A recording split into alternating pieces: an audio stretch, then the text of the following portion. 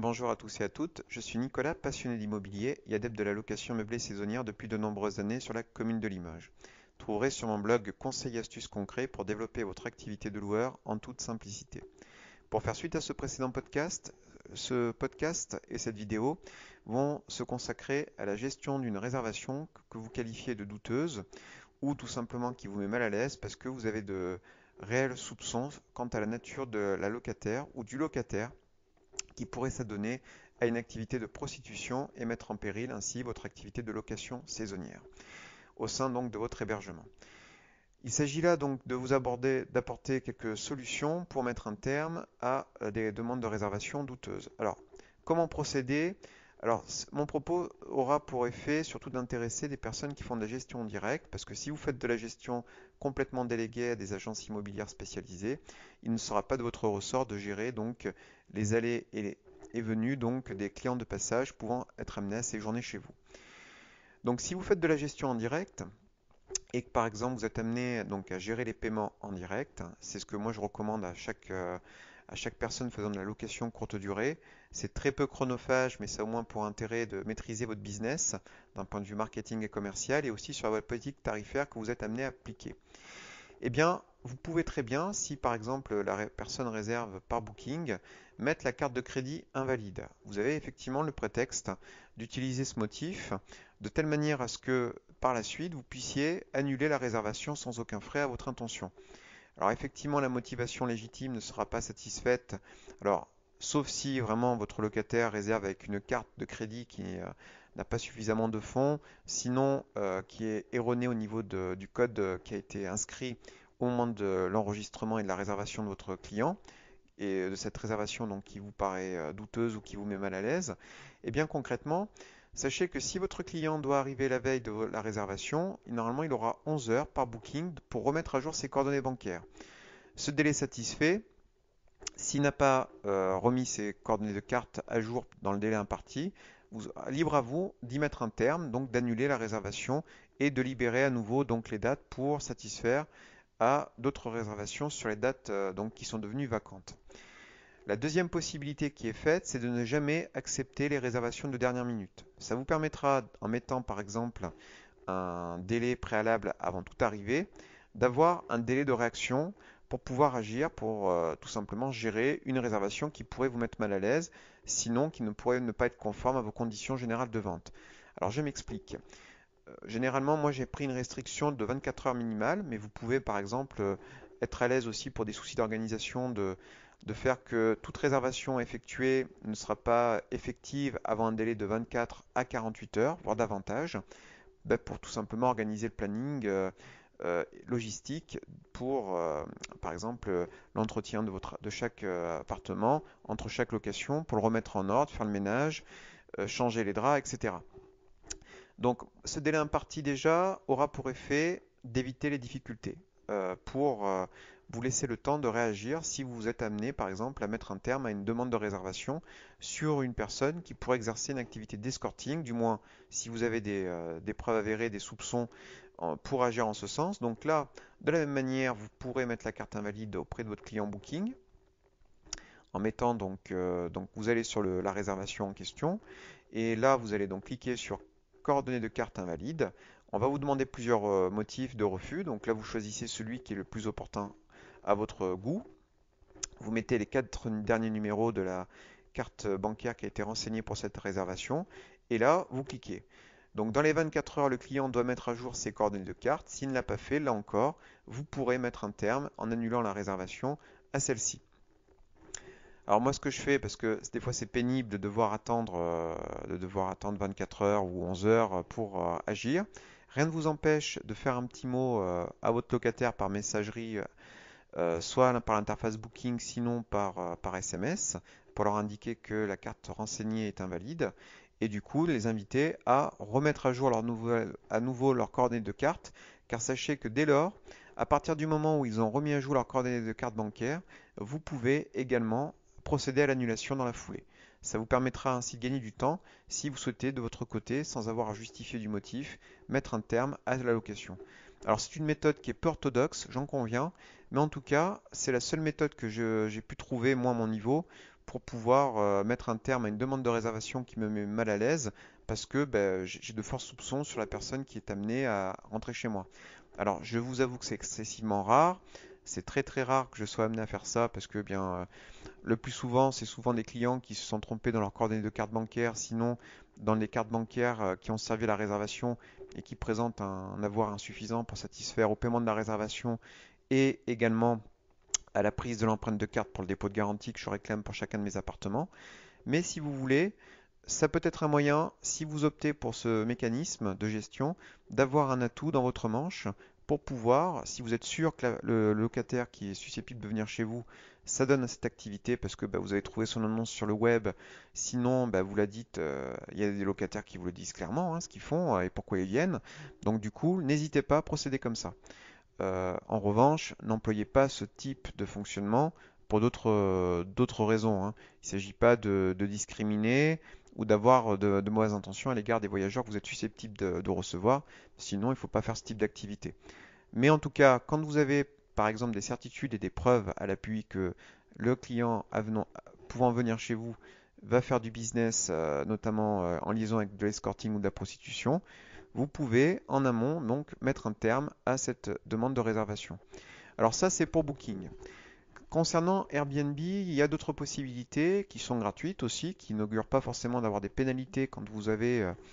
à mettre un terme à une demande de réservation. Alors comme je le disais, moi sur Airbnb, je ne suis pas en demande de réservation instantanée. Je l'avais évoqué dans un précédent podcast, j'applique tout simplement la demande de réservation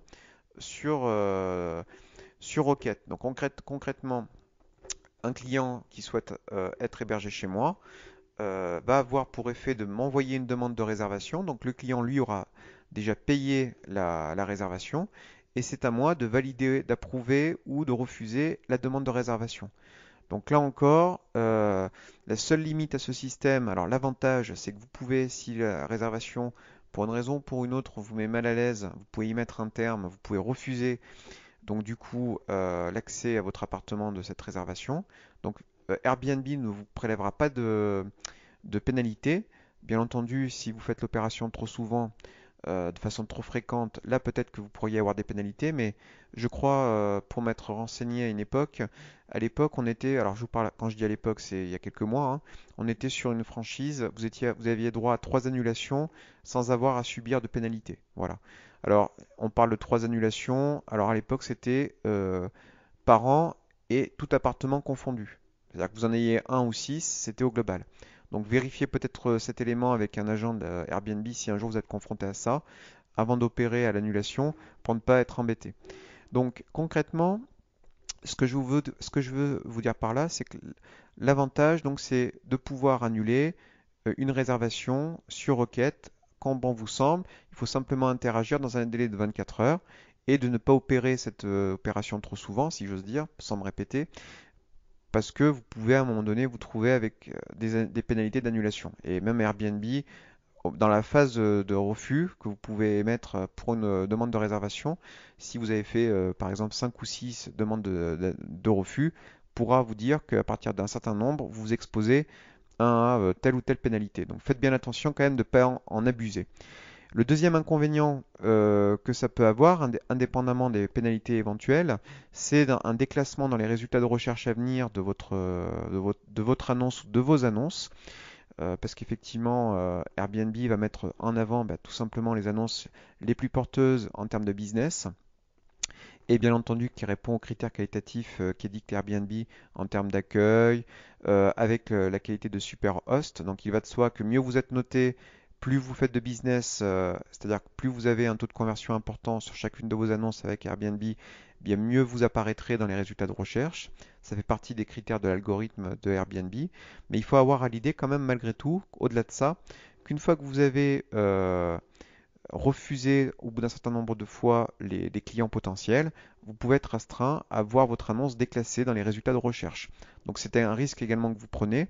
Et le troisième inconvénient qu'on pourrait éventuellement signaler, c'est que si par exemple vous faites une annulation, en tout cas si vous refusez la demande d'un client, il faut savoir qu'Airbnb peut aussi vous bloquer les dates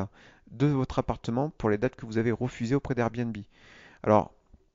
Si vous êtes en système ICAL ou avec un channel manager qui fait la réciprocité en termes de booking de tout, enfin qui met à jour donc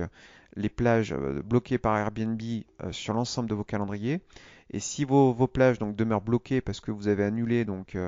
une demande de réservation sur Airbnb alors qu'en fait ces dates-là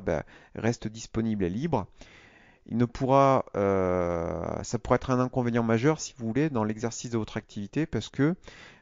déjà, par Airbnb, sur cette annonce-là, pour les dates qui ont fait l'objet du refus, vous ne pourrez pas les remettre en relocation sur Airbnb. Ça, c'est le premier élément. Et l'autre inconvénient que j'y trouve, c'est que ça pourra avoir pour répercussion de devoir, du coup, soit libérer vos dates d'une manière ou d'une autre sur les autres plateformes, si vous y êtes autorisé,